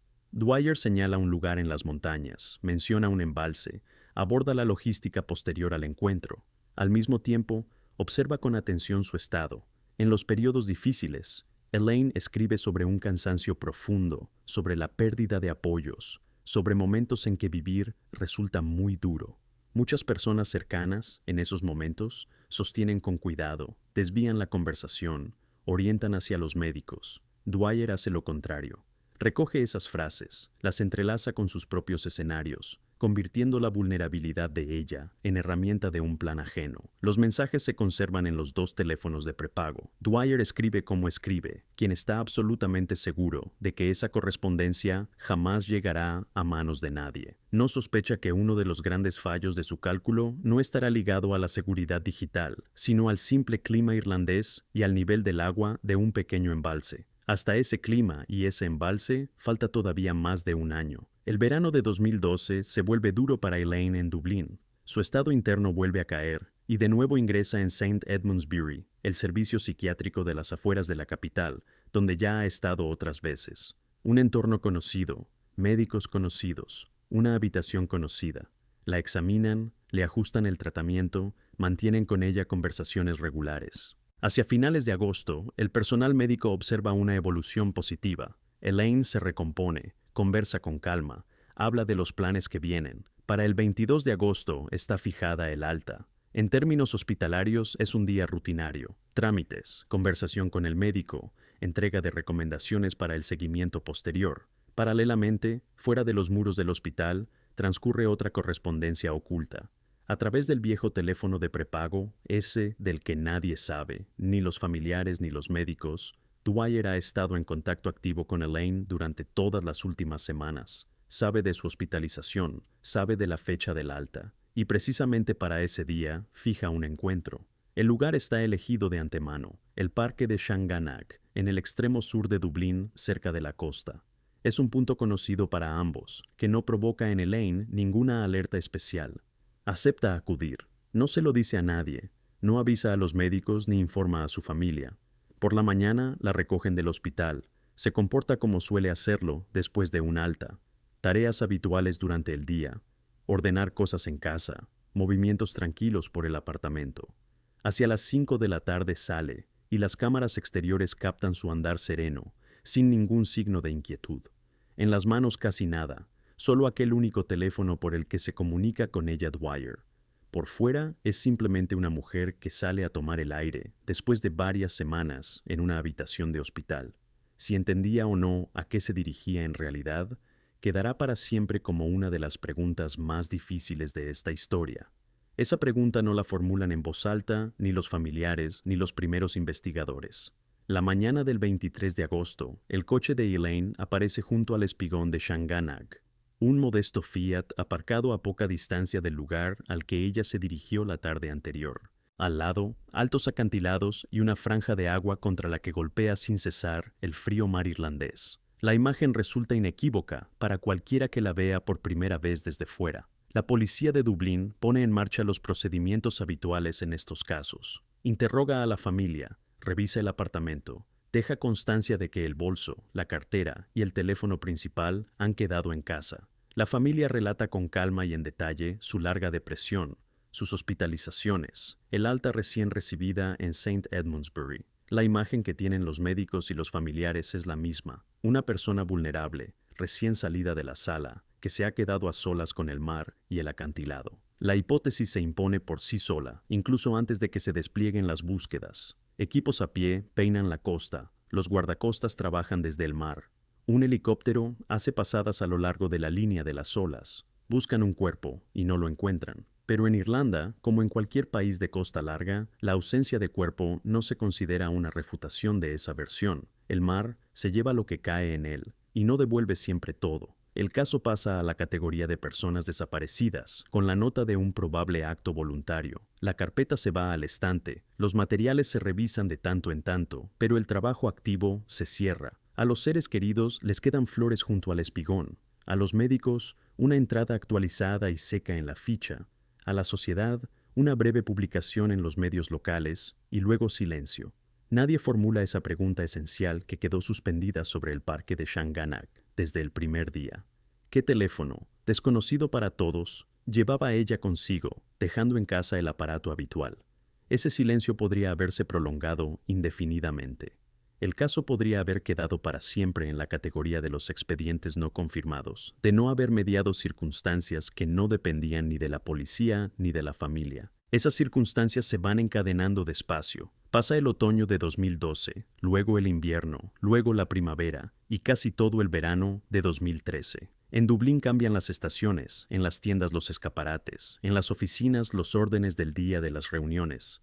Los amigos y compañeros de Elaine aprenden poco a poco a vivir con su ausencia. Sus seres queridos siguen esperando. Tal vez en algún punto de la costa aflore aún algún detalle, algún objeto. Graham Dwyer, mientras tanto, vive la vida ordinaria de un arquitecto y un hombre de familia. Por la mañana, el trayecto desde Fox Rock al centro, la oficina en Lower Baggot Street, los proyectos, los planos, las reuniones con los clientes. Por la tarde, regreso a casa, cena con la esposa, deberes y planes comunes con los hijos, las conversaciones de siempre sobre el colegio, las vacaciones, las reformas. Por fuera, nada delata al hombre que justo un año antes estuvo implicado en la muerte de otra persona. Sus colegas de la oficina no notan nada. El trabajo va con normalidad. La reputación de la firma no se tambalea. En las celebraciones por el cierre de un proyecto importante, Dwyer se comporta igual que siempre, con calma, un poco distante, con un humor seguro de sí mismo. Los fines de semana sale a campos abiertos y lanza al cielo sus maquetas de aviones radiocontrolados. Los conocidos de aquel club lo ven como un hombre cuidadoso y entusiasta, capaz de ajustar equipos complejos y discutir sobre ellos durante horas. Esa serenidad exterior se apoya en una convicción muy concreta. Dwyer está seguro de que las pruebas principales de su segunda vida descansan en el fondo del embalse de Bartrey, en el condado de Wicklow. Él mismo arrojó allí varios objetos justo después de la desaparición de Elaine, calculando que el agua los cubriría con seguridad hasta el final de sus días. Los embalses dublineses son profundos, el acceso a ellos está restringido, nadie va a sumergirse a propósito en su parte central. Esa convicción se sostiene durante casi un año exacto, y se desmorona en el otoño de 2013 de una manera completamente inesperada, por culpa del clima irlandés común y corriente, que aquel verano cambia las reglas para sorpresa de todos. El verano de 2013 resulta anormalmente seco en Irlanda. Las lluvias a las que la gente está acostumbrada casi cesan durante varias semanas seguidas. Los campos se vuelven amarillos, los arroyos se reducen, los embalses dejan progresivamente al descubierto su fondo. Es un clima poco frecuente para el país, y se comenta en las noticias como una curiosa anomalía, sin sospechar las consecuencias que está a punto de provocar. 10 de septiembre de 2013, embalse de Bartrey, en el condado de Wicklow, a unas decenas de kilómetros al sur de Dublín. El nivel del agua aquí ha caído casi 20 pies, más de 6 metros. El fondo junto al puente, normalmente oculto bajo una gruesa capa de agua, ha quedado al descubierto como una playa. A lo largo de él se extiende una franja de barro con piedras, troncos y demás restos que llevaban años posándose en el lecho. Aquel día llegan al puente 3 pescadores de la zona. La pesca en sí les interesa menos que la imagen inesperada que se ha abierto ante ellos. Observan el fondo desnudo desde el puente y advierten en el barro un objeto brillante. Desde esa altura no está claro qué es. Tal vez un pedazo de metal, tal vez algo que alguien dejó caer. La curiosidad se impone, y uno de ellos baja para mirar de cerca. Lo que encuentran resulta completamente fuera de lugar, en medio de un embalse seco. Es una bolsa con un conjunto de objetos que harían a cualquier adulto llamar de inmediato a la policía. Medios de sujeción y otros utensilios que claramente no tienen nada que ver con el turismo ni con la pesca. La bolsa lleva mucho tiempo bajo el agua y obviamente no pertenece a nadie de quienes vienen aquí en temporada. Al lugar acude la policía y tras ella la Garda Water Unit, una unidad especial de buceadores. Los buzos peinan con cuidado el tramo de fondo alrededor del puente y sacan del fondo del embalse 2 teléfonos móviles. Son viejos Nokia de prepago, sumergidos en el agua durante más de un año. Por fuera, un par de aparatos empapados, sin nada llamativo. Pero en su memoria, como demostrará el peritaje posterior, se conservarán mensajes que reescribirán toda la investigación. Mientras los expertos de la Garda secan con cuidado y preparan para la recuperación los 2 teléfonos empapados, en el otro extremo de Dublín ocurre la segunda casualidad, sin la cual esta historia podría haberse quedado en una bolsa de contenido extraño hallada en un embalse. El 13 de septiembre de 2013, apenas 3 días después del hallazgo en Bartrey, una mujer de apellido Vergnet pasea a su perra Millie por las montañas de Dublín. Caminan por un sendero conocido en la montaña de Killaki, en el distrito de Rathfarnham, en el extremo sur de la capital. Es un lugar popular para excursionistas, bosque, laderas abiertas, vistas de la ciudad. En cierto punto, la perra se desvía hacia unos matorrales tupidos y, unos minutos después, regresa con algo en la boca. La dueña se fija y comprende que aquello parece un hueso, y que ese hueso, con toda probabilidad, no es de animal. Llama a la policía y permanece en el sitio. A la ladera suben un equipo de la Garda y peritos forenses. En la parcela del bosque a la que les ha conducido la perra encuentran restos humanos dispersos, fragmentos de ropa y varios objetos personales. La pericia odontológica, en cuestión de unos días, ofrece una respuesta clara. Es Elaine O'Hara, desaparecida hace exactamente un año. Esa información lo cambia todo de inmediato. La hipótesis de que la mujer se adentró en las aguas junto al espigón de Shanganagh se desmorona en cuestión de horas. Nadie se va al mar en la costa sur y aparece luego en las montañas, en el otro extremo de Dublín.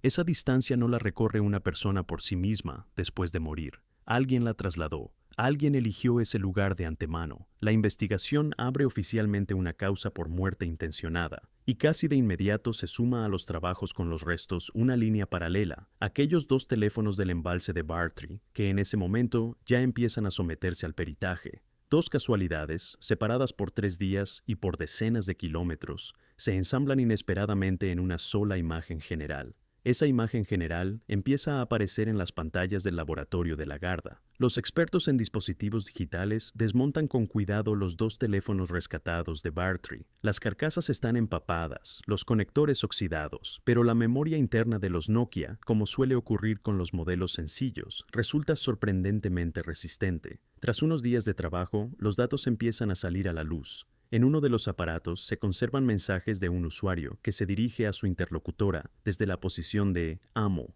En el otro, las respuestas de una usuaria identificada como Elaine. Por las horas, por los tratos, por los detalles cotidianos, queda claro. Estos 2 aparatos se comunicaban precisamente entre sí y casi con nadie más. Ante los investigadores se abre un canal cerrado de 2 personas, que existió durante años. Los mensajes abarcan muchos meses. No son arrebatos emocionales aislados, sino una correspondencia sistemática. El autor que firma como amo describe en detalle su plan respecto a la destinataria. Fija el lugar, elabora la logística, menciona el embalse y las montañas, vincula las acciones a fechas concretas. En el texto aparecen detalles de los episodios hospitalarios de ella que solo podía conocer un interlocutor muy cercano. Paralelamente, los investigadores cotejan la correspondencia con sus altas reales de St. Edmundsbury, con su agenda laboral, con las declaraciones de los familiares. Las coincidencias son demasiado precisas para ser casuales. Cada vez que el amo escribía sobre algún estado o algún plan suyo en su vida real, en ese mismo periodo esos hechos sucedían efectivamente. La imagen de la entrada voluntaria al mar se transforma definitivamente en la imagen de un crimen meticulosamente planeado. La bolsa con los utensilios hallada en el fondo de Bartrey coincide a la perfección con los objetos mencionados en los mensajes. Los restos en la montaña de Kilakee coinciden con el lugar discutido en una de las últimas series de mensajes. Queda la pregunta principal: ¿quién se ocultaba en realidad detrás del alias Amo en esa correspondencia? Y la respuesta no está ya ni en el embalse ni en las montañas, sino en la oficina de Lower Bagot Street y en la casa de la calle Carrymount Close. Para llegar hasta esa oficina y esa casa, la Garda sigue el rastro digital que Dwyer había considerado seguro durante tantos años. A partir de la correspondencia, se recupera el alias bajo el cual el amo se había registrado en su día en un sitio cerrado de citas. Las consultas a los administradores de esa plataforma arrojan la dirección de correo electrónico vinculada al alias, aquella en cuyo nombre aparece la palabra Fetish Boy. A continuación, entran en juego métodos completamente terrenales: una solicitud a Google de los metadatos, la verificación de las direcciones IP desde las que se accedió a esa cuenta. Parte de esos IP pertenecen al Internet doméstico del barrio de Fox Rock, otra parte a la red corporativa de la firma de arquitectura A&D, Whiteshirt y Partners en Lower Bagot Street. El cotejo con la base interna de clientes del sitio de citas confirma la coincidencia con el segundo alias, Architect 72.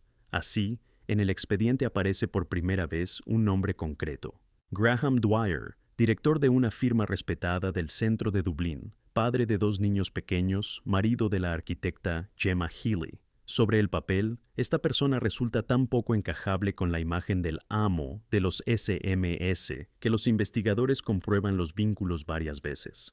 Todas las verificaciones confirman la misma cadena. Paralelamente, se solicitan los datos de los operadores móviles del 22 de agosto de 2012.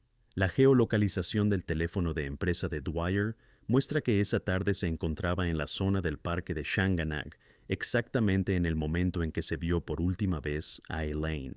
Las coincidencias se vuelven demasiado densas para seguir siendo coincidencias. El 17 de octubre de 2013, en la casa de la tranquila calle Carrymount Close, en Fox Rock, entra un equipo de la Garda. Dwyer es detenido a la vista de los vecinos y de los miembros de su propia familia. Esa mañana arranca durante mucho tiempo a ese tranquilo barrio residencial de su escenario habitual. A los vecinos les tocará reconsiderar mucho de lo que daban por sentado. Durante el registro se incautan ordenadores, portátiles, discos externos, diarios personales y notas. Y ya las primeras horas de trabajo con esos soportes confirman. El alias Fetish Boy y el alias Architect 72 pertenecen a una misma persona de Fox Rock. Esa pertenencia confirmada convierte de golpe todo el caso en algo mucho mayor que un episodio penal. La técnica incautada en Fox Rock sigue arrojando materiales. En los discos se encuentran archivos que se relacionan directamente con los temas de los SMS de Vartry. Registros y materiales en los que se observa la misma lógica que en los mensajes del amo. Esto ya no es una suposición ni una interpretación, es el contenido de los soportes personales de una persona concreta. En la oficina de Lower Bagot Street, los colegas de Dwyer en los primeros días simplemente se niegan a creer lo que escuchan.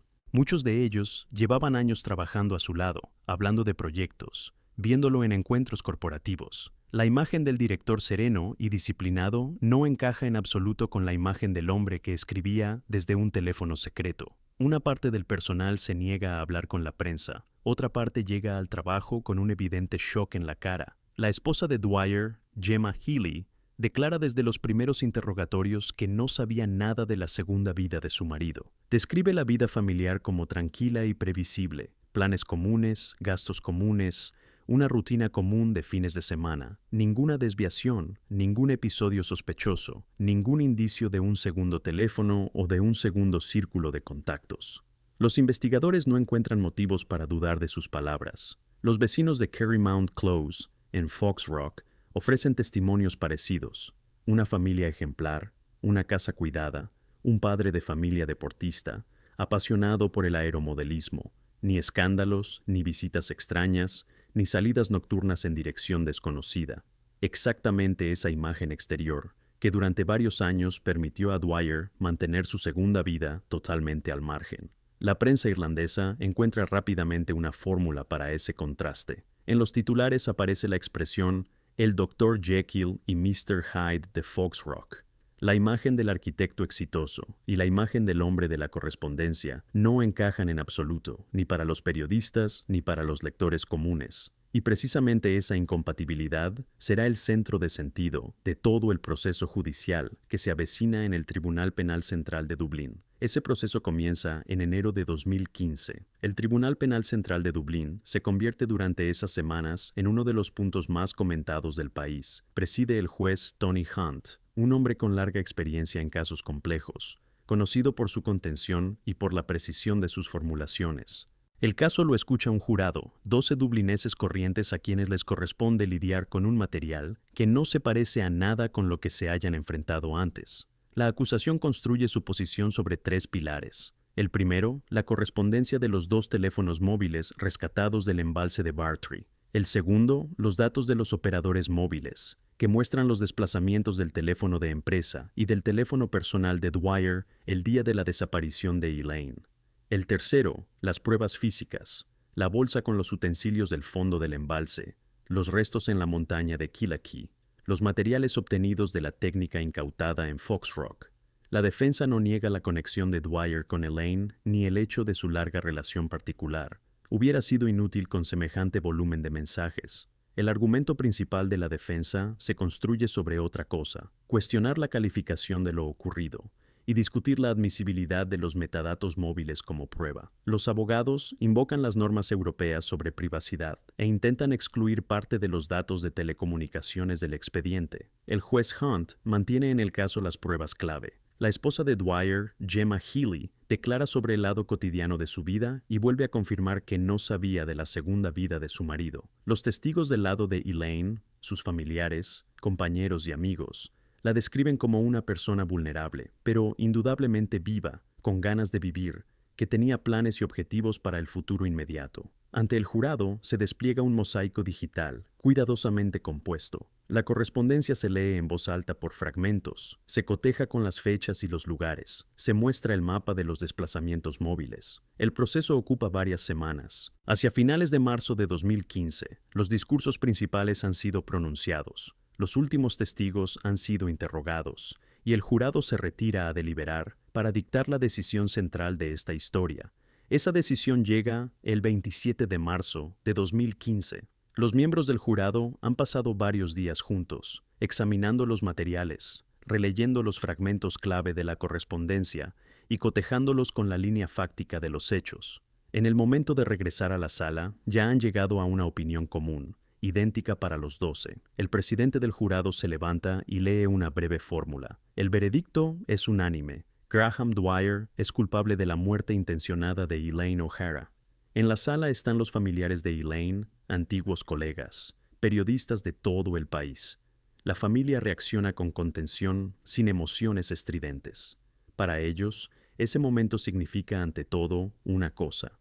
Tras 2 años y medio de incertidumbre, aparece por fin una respuesta oficial a la pregunta de qué pasó con su ser querido. El juez Tony Hunt anuncia la cadena perpetua, obligatoria por la ley irlandesa. Según el derecho vigente, esa pena se aplica de manera automática con un veredicto de este tipo. En su intervención dirigida al acusado, el juez hace una declaración poco habitual en su práctica. Subraya que está de acuerdo con el jurado en un 110%. Esa cifra se repetirá en susurros por la sala mucho después de terminada la sesión. Sacan a Dwyer de la sala bajo custodia. Por fuera, mantiene la misma calma con la que ha atravesado todo el proceso. Esa contención se convierte por sí sola en tema de comentario en la prensa. Los periodistas intentan distinguir en su expresión algún signo de reacción interna, pero no encuentran nada que vaya más allá de la compostura habitual en él. Los medios irlandeses califican el proceso recién concluido como uno de los más duros de la historia del país. El caso se compara con otros procesos resonantes, pero se subraya. En ninguno de ellos había habido antes una documentación digital tan densa de lo ocurrido. Junto a la sensación de página cerrada, para la defensa de Dwyer comienza una historia aparte. Una serie de apelaciones que se prolongará durante años y que dará lugar a un precedente jurídico nacional. Ese precedente no nace de inmediato. La defensa de Dwyer presenta apelación poco después de la lectura de la sentencia. El argumento central son precisamente esos metadatos móviles sobre los que se construyó una parte importante de la posición de la acusación. Según los abogados, el uso de los datos de los operadores vulneraba las normas europeas sobre privacidad y no debía haberse admitido como prueba en un proceso penal. La disputa se prolonga durante años y resulta mucho más compleja de lo que ambas partes suponían el día del veredicto. Los tribunales irlandeses elevan consultas al Tribunal de Justicia de la Unión Europea, esperan aclaraciones, vuelven una y otra vez a los materiales clave. Paralelamente, la legislación irlandesa sobre conservación de datos de telecomunicaciones cambia bajo la presión de las decisiones europeas, y cada uno de esos cambios influye en el curso de las apelaciones. En marzo de 2023, el Court of Appeal, el Tribunal de Apelación de Irlanda, dicta resolución sobre el caso Dwyer. El tribunal rechaza la apelación en cuanto al fondo. Según los jueces, los metadatos obtenidos podían ser utilizados en este caso, y la sentencia se mantiene en pie. La defensa anuncia que tiene previsto recurrir esa resolución ante la instancia superior. En julio de 2024, el Supreme Court, el Tribunal Supremo de Irlanda, pone el punto final. La instancia superior confirma: no hay motivos para anular la sentencia, las pruebas utilizadas fueron recogidas y presentadas dentro de lo admisible. Todos los intentos de impugnar el veredicto se han agotado. La cadena perpetua adquiere firmeza definitiva. El caso se convierte en un precedente sobre la utilización de los metadatos móviles en procesos penales. Irlanda modifica las normas internas de conservación y uso de los datos de telecomunicaciones, apoyándose, entre otras cosas, en los materiales de este proceso. Juristas de toda Europa estudian las resoluciones del Court of Appeal y del Supreme Court como un modelo de trabajo con pruebas digitales. La historia de Elaine O'Hara va mucho más allá de la crónica criminal. De caso particular, Dublinés se convierte en un tema general sobre cómo, exactamente, las huellas digitales sobreviven a la planificación más cuidadosa. Y ese tema desplaza poco a poco del espacio público el nombre del propio Dwyer, devolviendo al centro de atención otro nombre completamente distinto: Ese otro nombre es el de la propia Elaine. Años después del proceso, regresa lentamente desde la sombra en la que intentaron dejarla desde el principio. En los primeros meses tras su desaparición, Dublín la conocía sobre todo como la mujer desaparecida con depresión, como una breve línea en el parte policial. Tras la sentencia a Dwyer, sus seres queridos van devolviendo año tras año la conversación a otro lugar. Elaine no era un diagnóstico, sino una persona viva, con su trabajo, sus afectos, su plan para el fin de semana siguiente, todo lo cual le fue arrebatado en una tranquila tarde de agosto. En la prensa se asienta la fórmula el asesinato casi perfecto, con un acento muy importante en la palabra casi. Sin la sequía en Wicklow, sin los pescadores en el puente sobre el Bartree, sin la perra en el sendero junto a la montaña de Kilakee, esta historia podría haberse quedado en una carpeta de persona desaparecida, con la nota de un probable acto en el mar. Un doble milagro de casualidades la rescató del silencio justo en el momento en que el cálculo interno del autor del plan parecía haberse cumplido por completo. Periodistas y juristas estudian este caso como ejemplo de cómo la huella digital sobrevive a la planificación más meticulosa. Un arquitecto, acostumbrado a levantar construcciones complejas, no tuvo en cuenta una cosa, que un teléfono móvil corriente, arrojado al agua, es capaz de sacar a la luz, años después, todo lo que se había registrado en él. La serie de 3 citas en línea se cierra aquí: Tinder en Oakland, Tinder en Nebraska y un sitio cerrado en Dublín. Cambian las plataformas, los países y las generaciones. Lo que no cambia es una sola cosa: la vulnerabilidad de la persona viva ante el cálculo ajeno, capaz de ponerse cualquier máscara, incluida la de éxito y bienestar familiar, de un tranquilo barrio residencial. La historia de Elaine O'Hara no deja un final fácil, pero ofrece una lección dura sobre la atención a esas señales que solemos pasar por alto en las historias más comunes que nos rodean.